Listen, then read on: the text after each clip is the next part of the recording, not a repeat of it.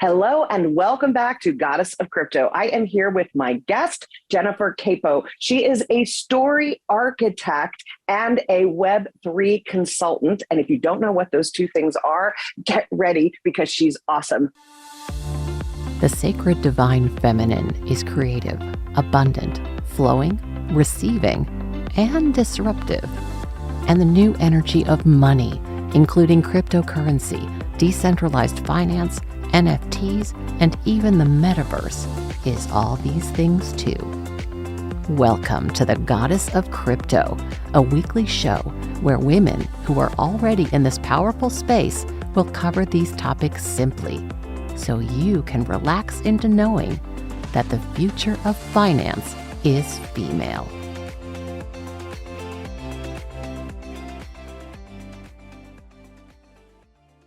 Hi, Jennifer. Thanks for being here. Hi, this is such a great surprise. I'm so happy to be having this conversation with you because it completely aligns with my whole work ethos. So yeah, let's just get into it. Awesome. Well, I would love for you to share with the audience what what drew you to Web3? What's your background and how did you develop to where you are now? Gosh, I kind of was in that first tech wave in San Francisco. And I was with like a lot of startups, back in 2012. So I actually went through that first wave when it was like Silicon Valley, superstars everywhere, and Uber was coming up, and all these other companies were like user design, like product design, and I went through that, and I absolutely was so full of energy, and there was so much promise and opportunity that I got really excited about that space. And then as time went by, it kind of died down, and we started to see less people, moving into sort of venture-backed tech companies. And sort of, I kind of moved into a different area as well. I kind of moved away from it and moved back to sort of LA story worlds and wellness. And then Web3 came, and Web3 meaning just like this new tech boom, emerging tech boom with different sort of spatial technology or virtual technologies and a whole other thing. And we'll talk about that.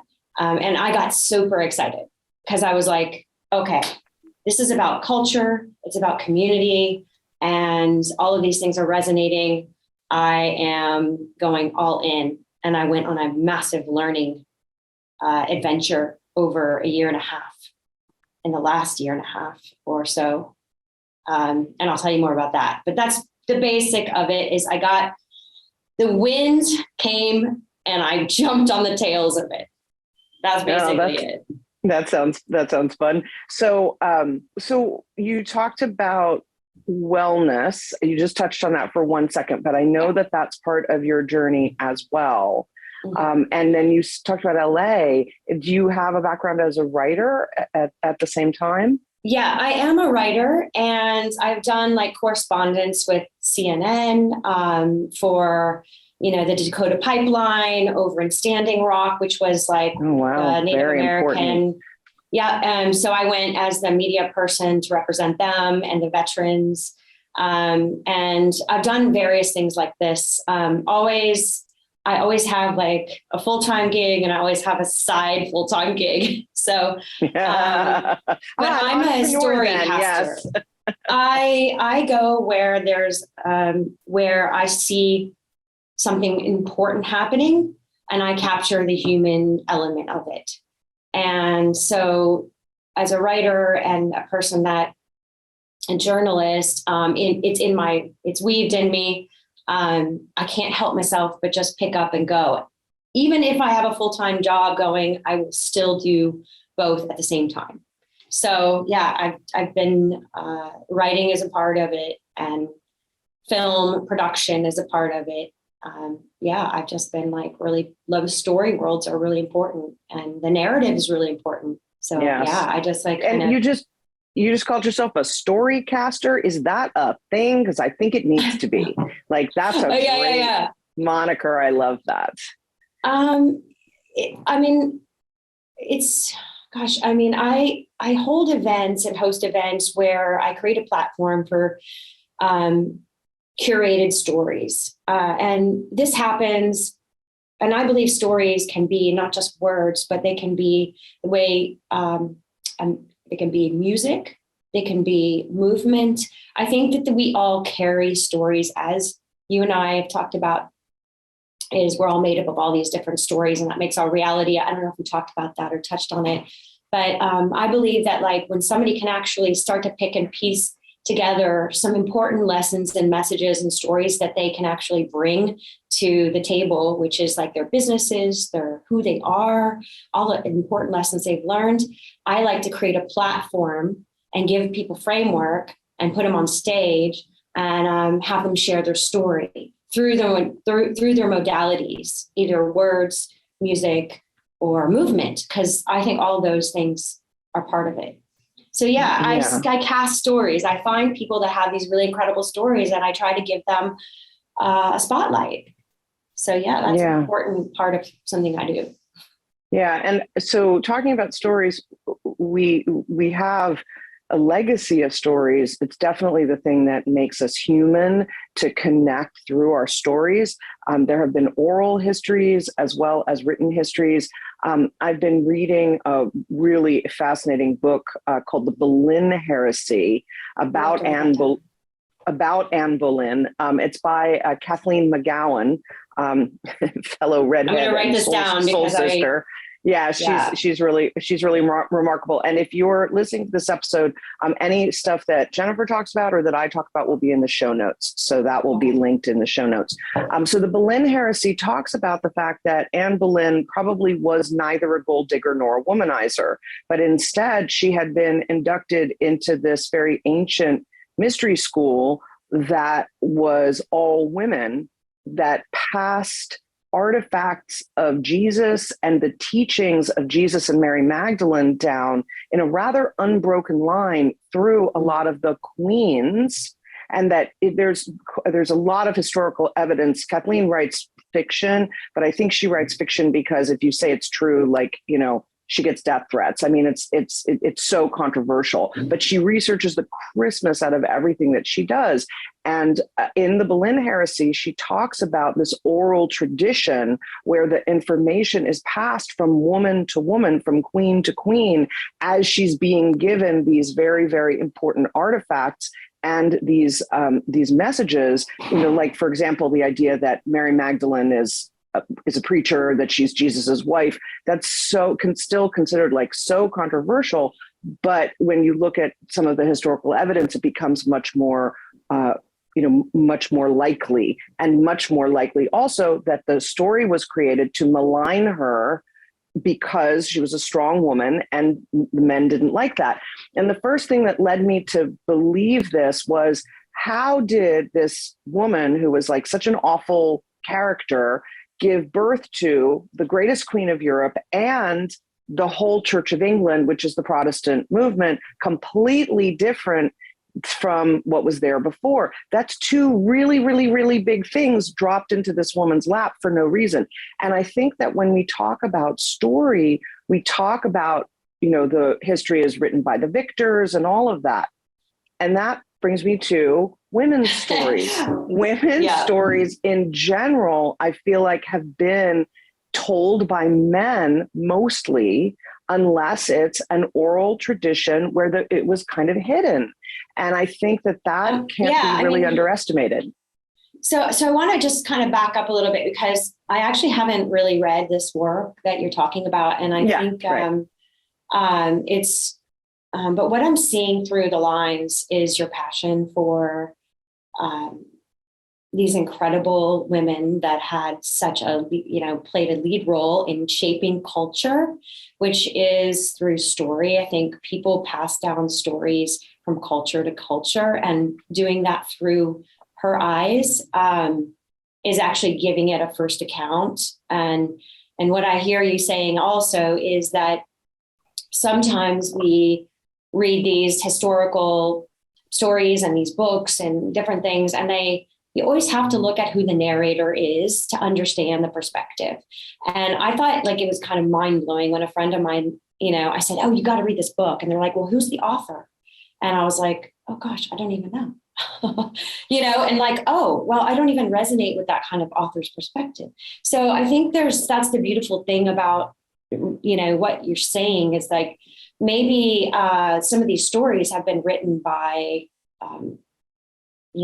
narrators that are potentially men talking about the women, or, so it's really important to look at the narrator. And I think that's, if women can start to tell their story firsthand, first account, and or pass down the knowledge through story. And it doesn't have to be like this framework of story, where it's like all these complicated things. It could be very simple.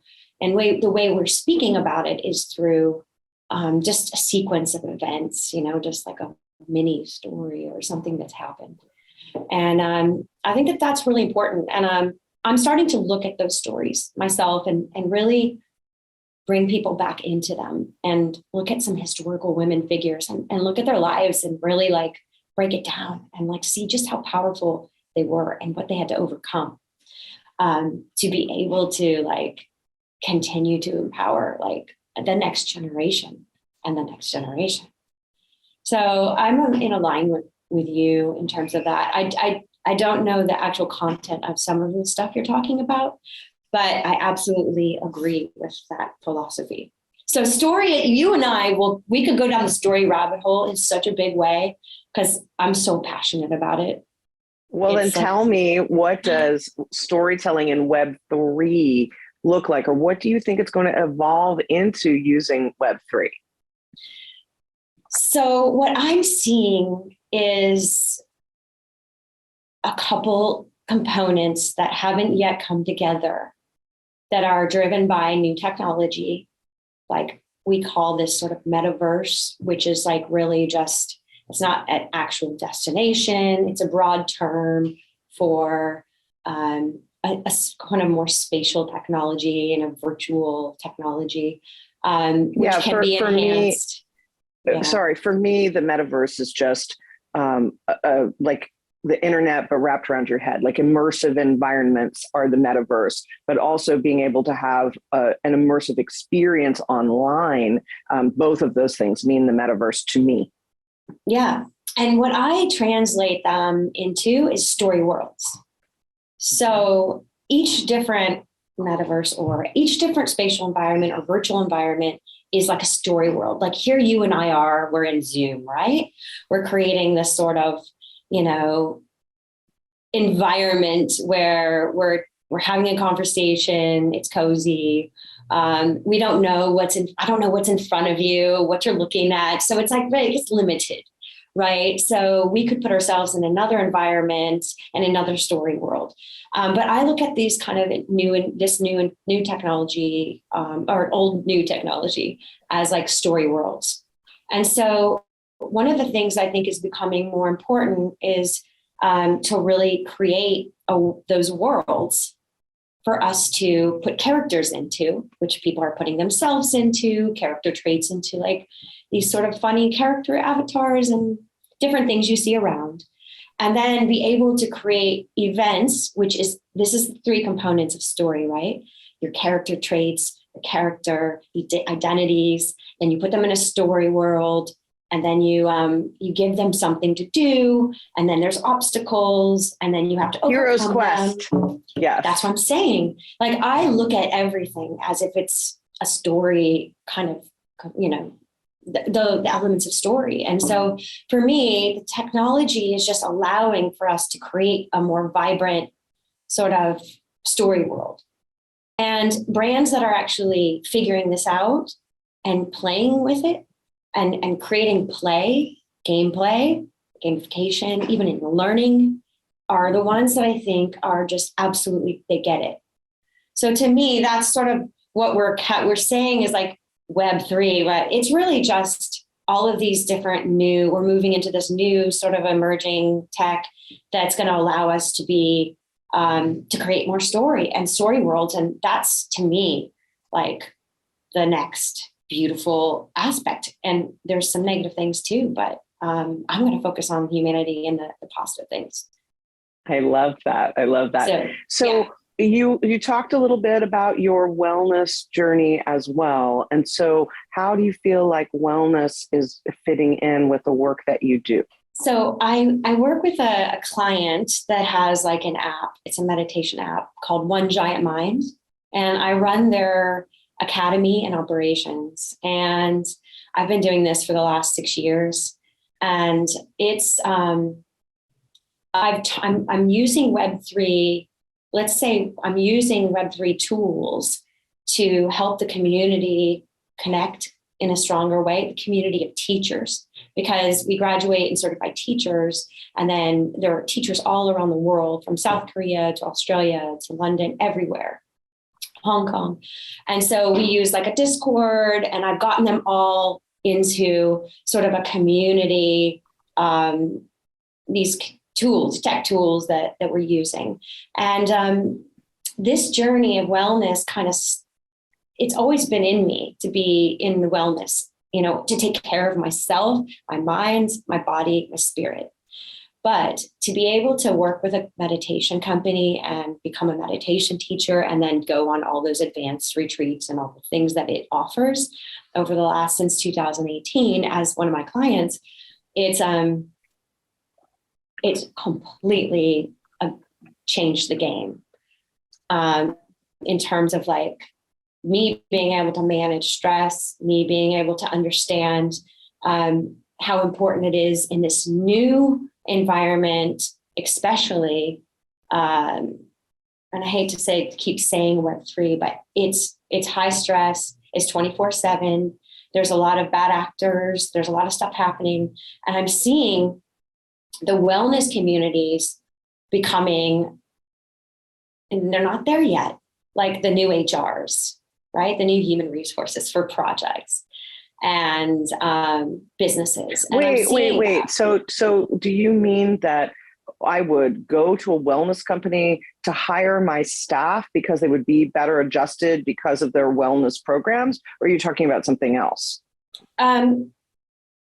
Okay, so I'm kind of a futurist. I think all the time about where we're moving, how it weaves together. Remember story, and then how it fits into the future story. So what I've been noticing is coming from the pillars of business. Okay, so let's go back to regular companies. A lot of the tech companies in the earlier days implemented sort of wellness programs. And we started to see like apps come up like Headspace and so forth, and Google's and those kinds of communities offered this as a perk for being an employee.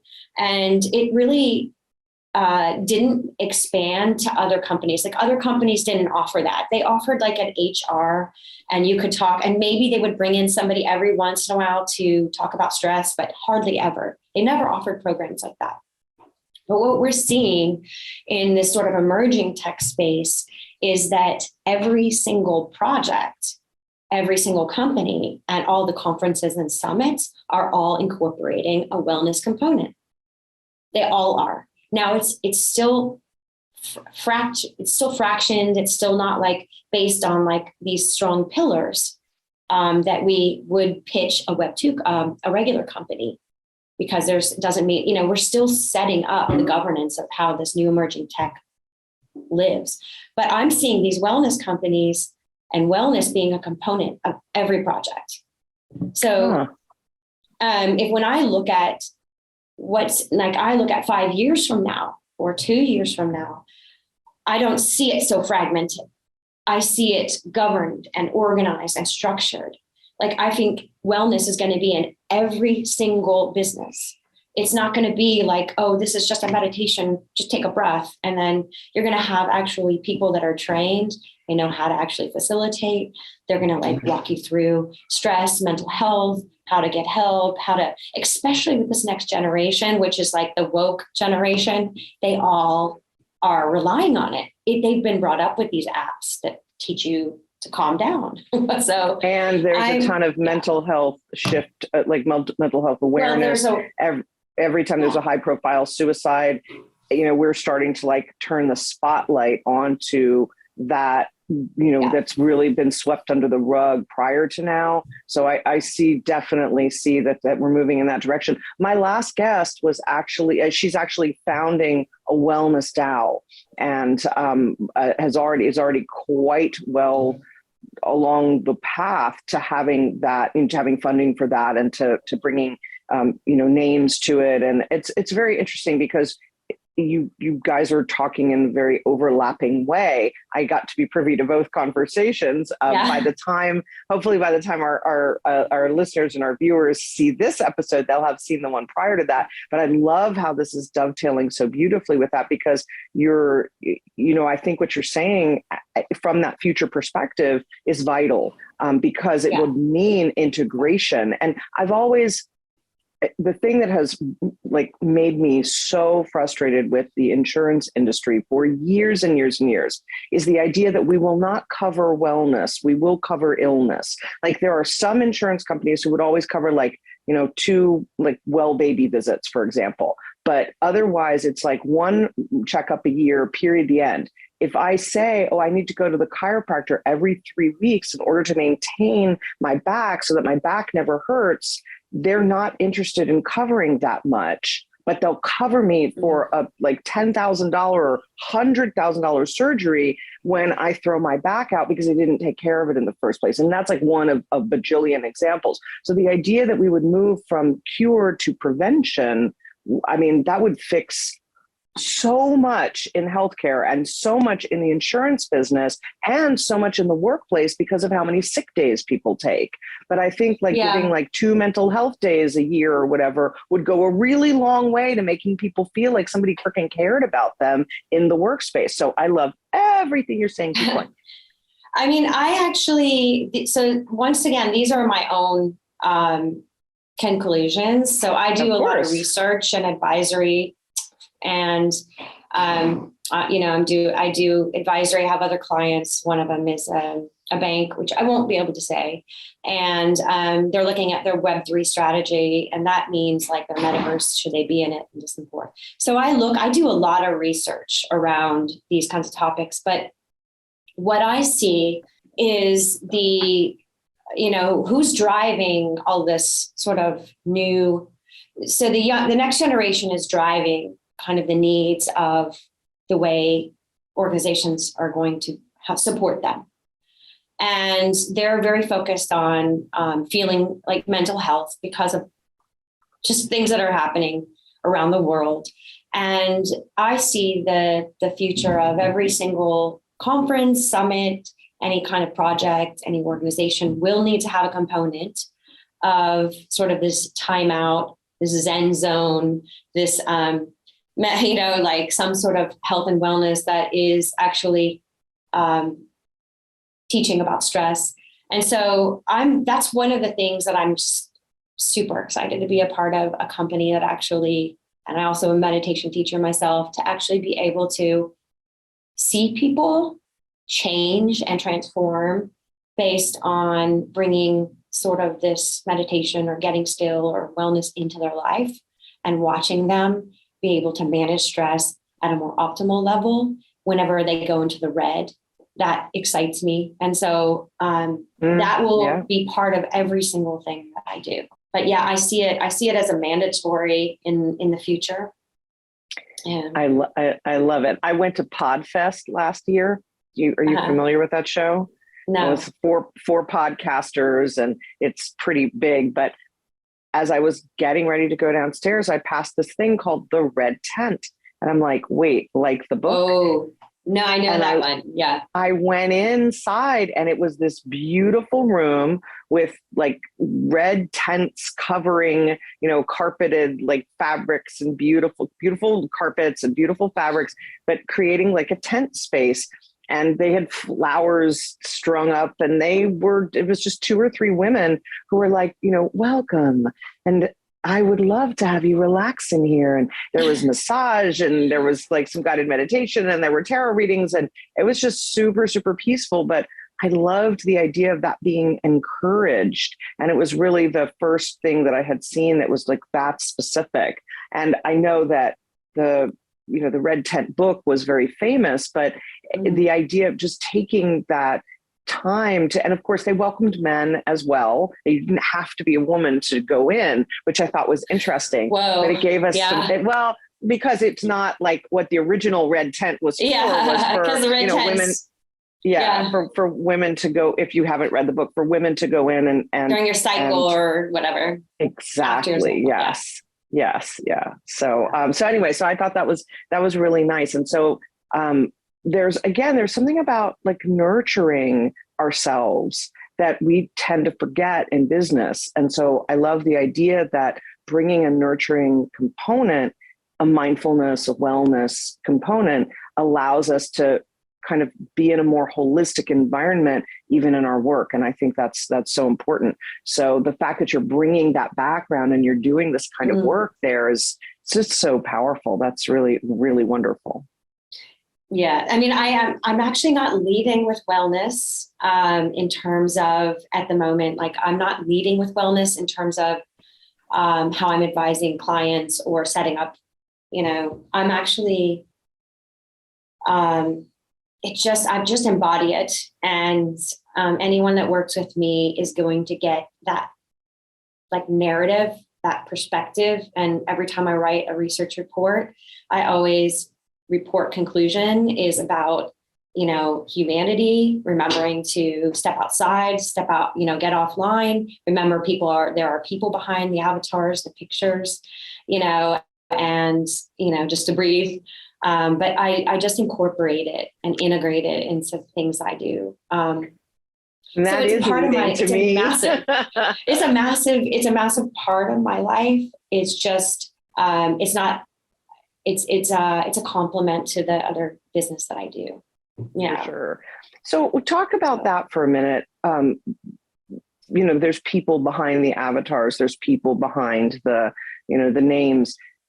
There's a lot of toxicity. I was reading an article on Yahoo this morning, which I was like, why am I even paying attention to this? But I know why, because we were going to have this conversation in a couple hours and the universe wanted me to know about it.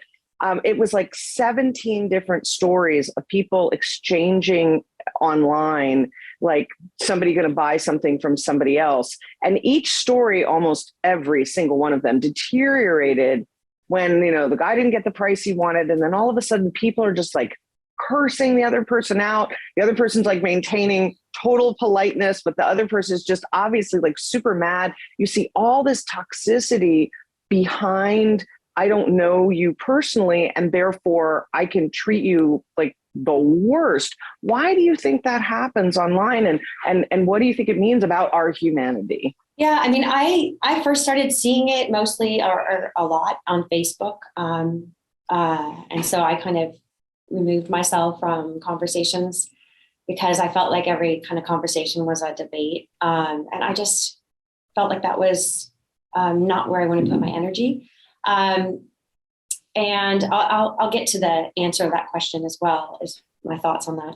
And then I see, I'm on Twitter because that's a big part of the tech community, emerging tech. Me too. And I see it on there too. And I just have to just remove myself from those conversations because, we have a certain amount of mind space, and the things that we allow into that space actually determine how we actually end up talking to ourselves in kind of a way, like what we absolutely, are exposed to.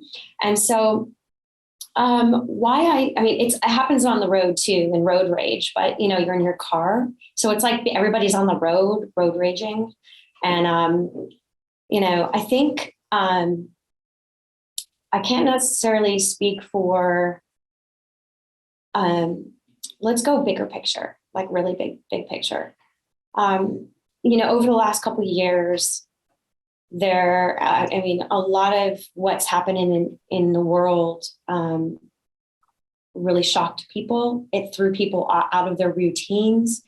Mothers had to stay at home and watch, their kids. Like it created problems between spouses. It created a lot of conflict and challenge. And then, of course, there was a lot of division as well. And people got really locked into the narratives and the stories that they wanted to be a part of, or the communities that believed in what they believed. And I wasn't actually in the United States. I was in Indonesia, in Bali, just sort of watching it all happen, because that was like the place that I thought would be a great place to be. And so I was watching this sort of all go down, and I was able to be one step removed, like the narrator, right? A narrator Yes. writing a book is watching it while it's writing. So in meditation, when you sit still, you can start to tap into like sort of a different, you could start to just be aware of your mind and your body and different things. So I was watching the world like this. A lot of people woke up to really weird stuff that was going on. And they had more time on their hands. And I think that that's sometimes when you wake up from some of the realities you were living and stories you were living, and they aren't what you thought they were, it can be a disruptive wake up. Like, it's not graceful. And I always hope that when people sort of wake up to things, that they wake up gracefully, but that's not what's been happening. And in fact, it jarred a lot of people in ways that was, So I think that we've seen that in the last, I think we've seen a big division and a jarring.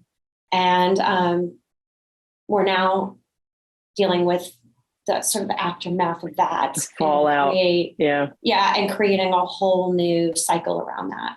And there are people that are standing up, like empowered, people that are willing to, and they're embodied, and they're willing to step into like a leadership role to demonstrate and show how it's done, not just like tell. And I think that that's what I'm most excited about, is there are people that woke up and said, I need to adhere to this call and, demonstrate and be it for others to see, and being, even the introverts, being willing to step into that role. So that's what I think is happening. And I'm not sure if it's the toxicity in the sort of that space we see in Twitter and stuff is,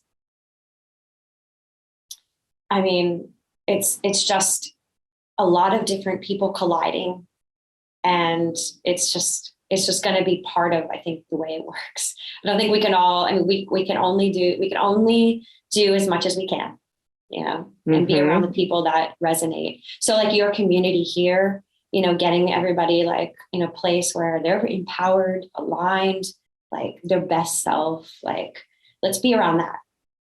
Exactly. Yes, I completely agree. Yes. And especially for women, I always talk about the fact that as women, we need to support each other, even when it's easier to say, look at her, she's doing this, or she looks like that. It's so important that we are kind to each other, and we build each other up, and we empower each other, because there's not enough of that. And because as a sisterhood, I think we all have the ability to really change the narrative, to really change the story of our future, which you've been talking about this whole time. We are empowered to do that ourselves. It's just a lot of us, we've bought into the cultural beliefs that, men have brought to us. And it makes sense. 3,000 years, and now like the last 20 years, the story's been changing a little bit, maybe the last 50, if we're lucky. So we're just now starting to get to realize, hey, we have more control over this. And we can take ourselves out of the conversation. We can say, this is not where I'm choosing to put my energy right now. And that's a choice. And that's very powerful. I think a lot of people get drawn in, and then it's like, they think, oh, I have to react a certain way, but you don't have to get drawn in. You don't have to react. And I think that, you were talking about that mind-body connection, that kind of work, doing that meditation work, it gives you, when you meditate, you get at the top of the breath and at the bottom of the breath, there's a pause, right? And I think that you get the grace for that pause in the real world because of doing that internal work. That to me is enough. That's what makes such a big difference, is giving yourself permission for that. Do you agree? Absolutely. And I'm just thinking about a few things you mentioned. I've I believe that I see a lot of male allies as well. And For sure. being in Bali, actually, I saw a lot of men working hard on themselves, working hard, like learning how to have more than three, like the comfortable emotions, and learning how to, there's just a lot of things that, and the way that those men are brave, and the way that they can become even more brave is through us supporting them in their journey to evolve. And I do think we don't want to isolate and just put into a stack all gender right. in a absolutely, or all way. women. Yeah.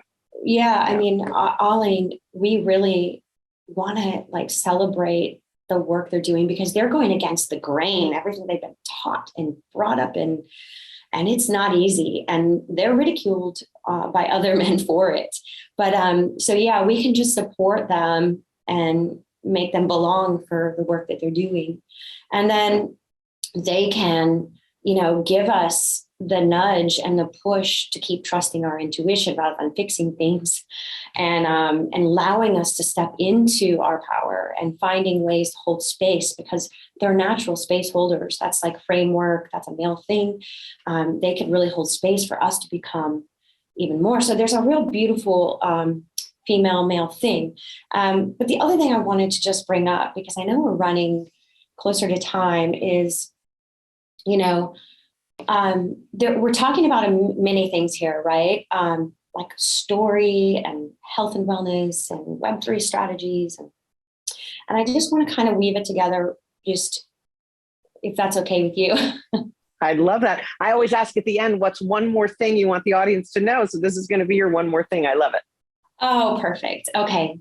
So what I embody is just the connection of like empowering others to be, connect with themselves, be their best self. But I also, I step into the world and I embody that sort of wellness. I live by these principles, right? And so that comes with me wherever I go. And I think, a clear head, not clear of thought, because like thought's fine.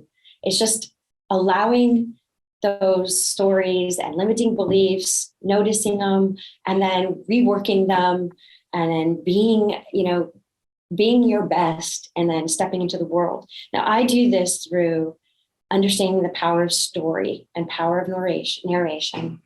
And I focus on like play, gamifying workshops, gamifying things through story, advisory on every project, requires these certain things. So this new emerging technology space is toxic sometimes, but if we have those things and we step into it, all we can do is serve as an example of the kind of lead that others can follow and become. And so I'm just like really happy to be able to share this time. I mean, I'm not shilling anything. I'm really just encouraging everybody to, wherever they are, is to really embody those things and not be afraid to step into a toxic environment, because that you're stepping in to demonstrate the power of all of the principles that you live by, and then bring the play and bring all those things and change the conversation. So that's what I've got. There you go. Perfect.